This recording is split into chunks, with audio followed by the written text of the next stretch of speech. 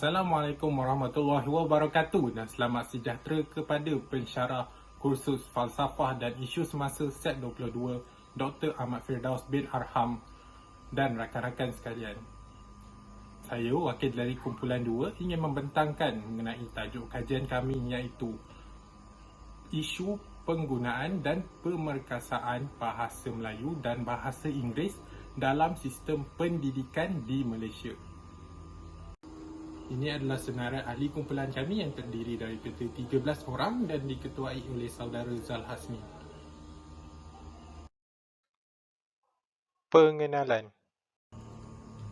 Dasar memartabatkan bahasa Malaysia dan memperkukuhkan penggunaan bahasa Inggeris MBM MBI adalah dasar yang dikenalkan oleh Kerajaan Malaysia untuk menggantikan dasar pengajaran dan pembelajaran sains dan matematik. Dasar memartabatkan bahasa Melayu adalah satu dasar yang dilaksanakan untuk meletakkan bahasa Melayu di tempat yang sepatutnya, iaitu sebagai bahasa kebangsaan. Bahasa Melayu juga turut merupakan bahasa pengantar yang digunakan dalam sektor pendidikan dan hal ini telah dinyatakan dalam Akta Pendidikan 1996. Dasar mengukuhkan bahasa Inggeris adalah satu dasar yang diperkenalkan untuk membolehkan pelajar menerokai dan menceburi pelbagai bidang ilmu dan memaksimumkan persaingan pada peringkat kebangsaan dan seterusnya peringkat antarabangsa. Hal ini adalah kerana subjek seperti sains dan matematik masih berpaksikan pendidikan di barat kerana ilmu sains dan matematik sangat dipelopori oleh golongan barat. Objektif kajian. Kajian ini dijalankan bagi memperoleh gambaran sebenar pandangan pelajar terhadap penguasaan bahasa Inggeris dalam pelbagai situasi. Seterusnya, kami juga ingin mengkaji faktor masalah penguatkuasaan bahasa Inggeris dan bahasa Melayu dalam kalangan pelajar. Ketiga, kami ingin memperoleh gambaran sebenar pelaksanaan dasar memartabatkan bahasa Melayu memperkukuh bahasa Inggeris MBM MBI dalam proses pembelajaran pelajar. Keempat, kami ingin mengkaji dan memperoleh gambaran sebenar penglibatan murid dalam persatuan dan aktiviti dalam penggunaan bahasa Melayu dan bahasa Inggeris. Akhir sekali, kami juga ingin mengkaji kesan bahasa Melayu untuk perpaduan dalam masyarakat. Metodologi kajian. Kajian yang dijalankan ialah kajian yang bersifat deskriptif dan kaedah yang dipilih bagi tujuan pengumpulan data ialah kaedah kuantitatif skala Likert. Kajian kami melibatkan pengumpulan maklumat dari responden yang ramai melalui soal selidik atas talian. Kami juga memperoleh analisis maklum balas responden secara auto melalui penggunaan Google Form.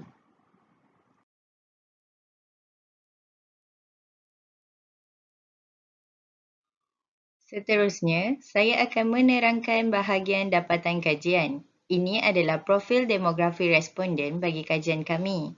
Kami telah berjaya mendapat maklum balas daripada 64 orang responden yang terdiri daripada 16 orang pelajar lelaki dan 48 orang pelajar perempuan.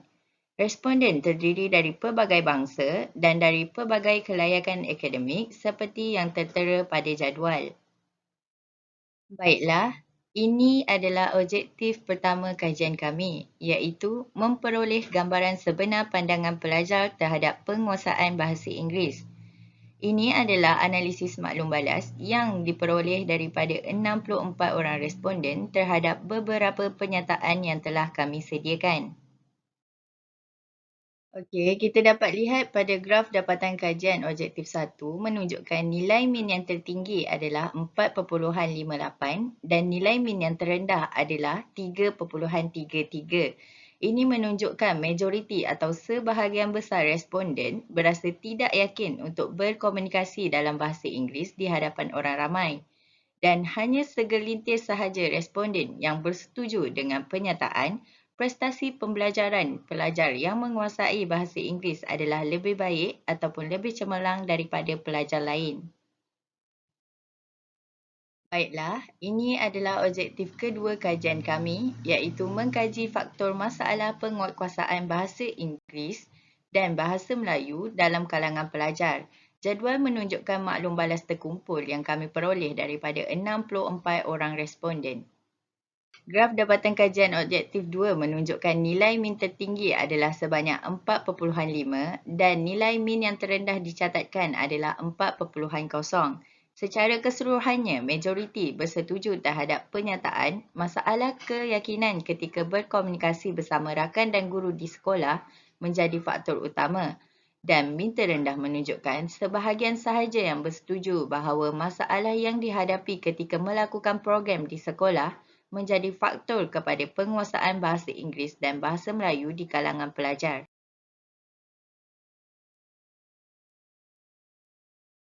Seterusnya, objektif kajian kami yang ketiga ialah memperoleh gambaran sebenar pelaksanaan dasar MBM/MBI dalam proses pembelajaran pelajar. Jadual menunjukkan beberapa penyataan yang kami sediakan dan analisis maklum balas yang kami terima daripada kesemua responden. Graf bagi dapatan kajian objektif yang ketiga menunjukkan nilai min tertinggi adalah sebanyak 4.32 dan nilai min terendah adalah 3.29. Ini menunjukkan gambaran majoriti yang bersetuju dengan penyataan tentang pemahaman dan kesedaran terhadap dasar MBM/MBI perlu diberi keutamaan. Dan hanya segelintir sahaja yang bersetuju dengan penyataan, hampir semua pentaksiran dilaksanakan dalam bahasa Inggeris. Nilai min bagi beberapa penyataan selebihnya dapat dilihat pada graf.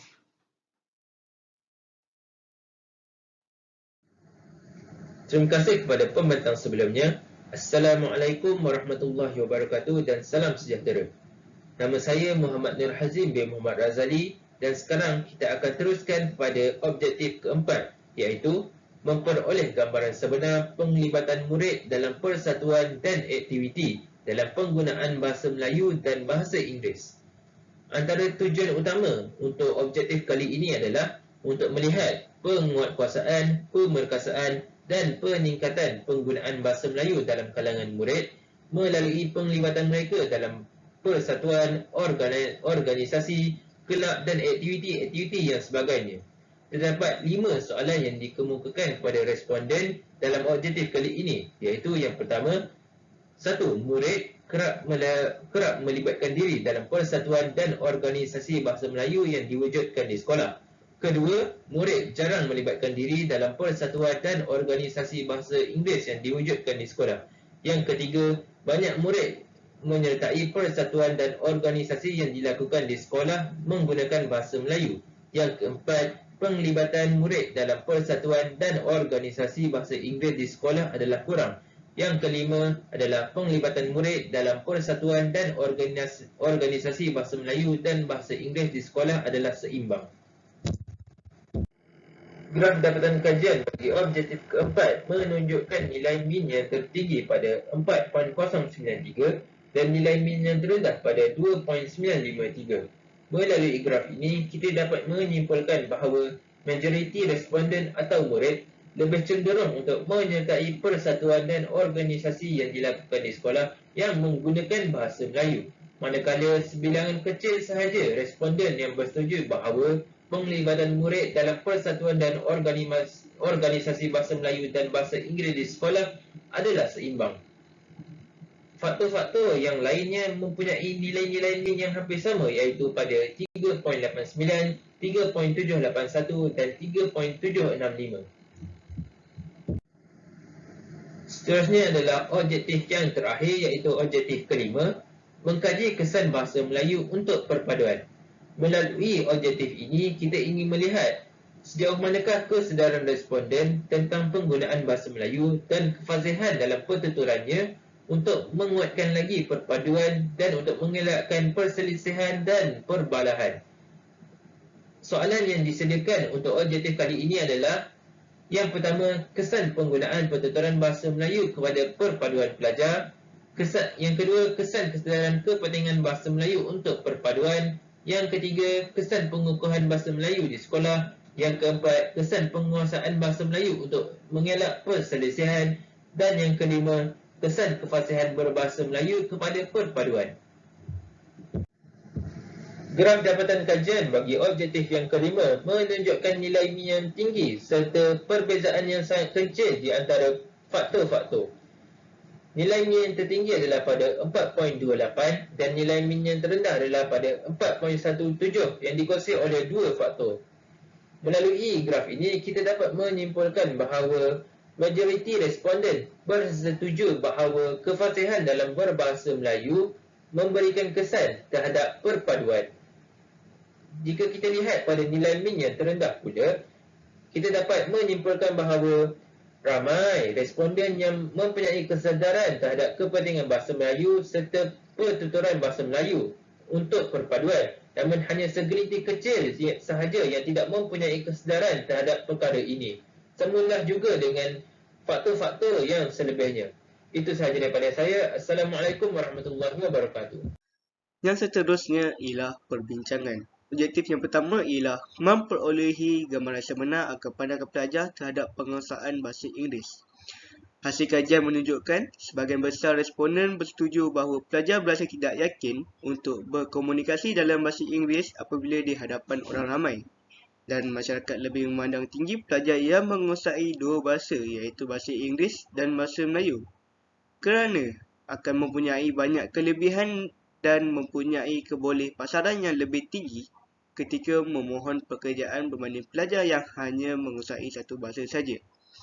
Antara kelebihan yang diperoleh oleh mereka ialah mereka mempunyai kemarian bertutur yang tinggi di mana mereka mampu berkomunikasi dan menyampaikan maklumat dalam bahasa Inggeris kepada pelbagai bangsa dengan baik dan mudah difahami. Mereka juga mampu untuk menerima sebarang maklumat dengan pantas kerana bahasa Inggeris merupakan bahasa utama dunia dan segala bentuk maklumat atau rujukan dari serata dunia akan ditulis atau disampaikan dalam bahasa Inggeris. Objektif kedua ialah mengkaji faktor masalah penguatkuasaan bahasa Inggeris dan bahasa Melayu dalam kalangan pelajar. Yang pertama ialah pencampuran penggunaan bahasa Melayu dan bahasa Inggeris. Masalah penguatkuasaan bahasa Inggeris dan bahasa Melayu dalam kalangan pelajar bukanlah satu isu yang baru. Malah perkara ini masih terjadi hingga ke saat ini. Masalah ini muncul selepas penggunaan bahasa Inggeris dan bahasa Melayu mula digunakan secara campuran dalam kehidupan harian, di mana majoriti pelajar cenderung memilih bahasa Inggeris semasa melayari internet dan menggunakan sosial media. Namun apabila bertutur dan berkomunikasi, mereka lebih selesa menggunakan bahasa Melayu. Yang kedua ialah pelibatan pelajar dalam program sekolah yang lebih banyak menggunakan bahasa Melayu. Jarang-jarang sekali sesuatu program itu dijalankan menggunakan bahasa Inggeris, sedangkan sekolah sepatutnya menjadi platform para pelajar belajar untuk bertutur dalam bahasa kedua yang amat mereka jarang gunakan. Hasilnya seorang pelajar itu hanya akan fasih berbahasa Melayu dan tidak untuk berbahasa Inggeris.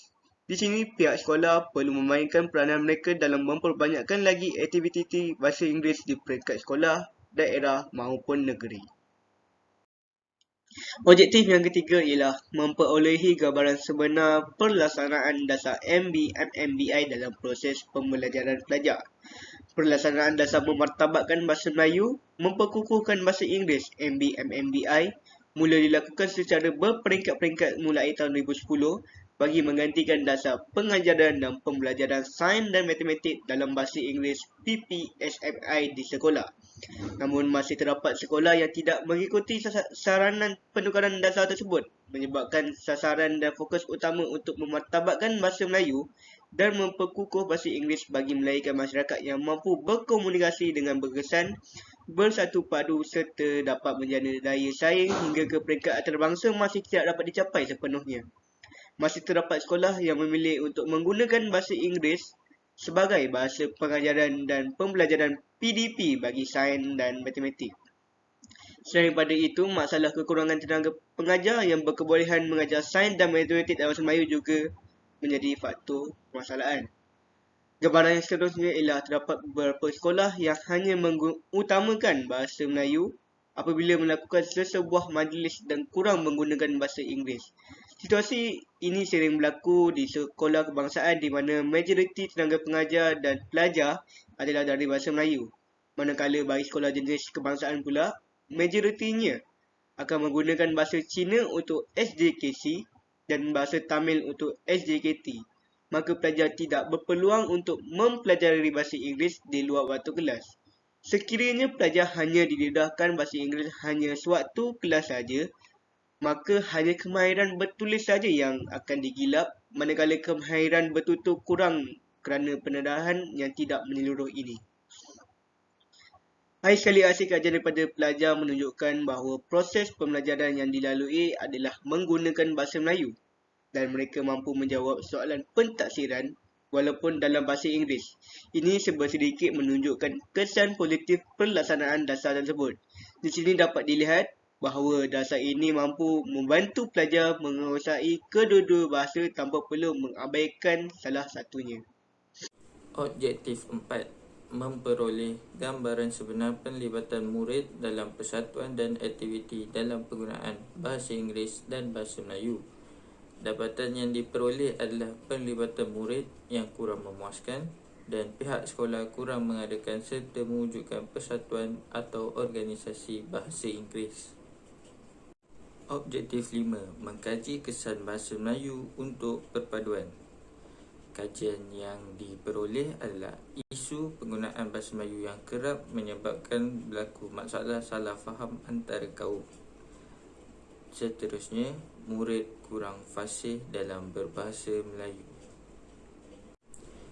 Itu saja pembentangan untuk kumpulan kami, kumpulan 2. Sekian, terima kasih.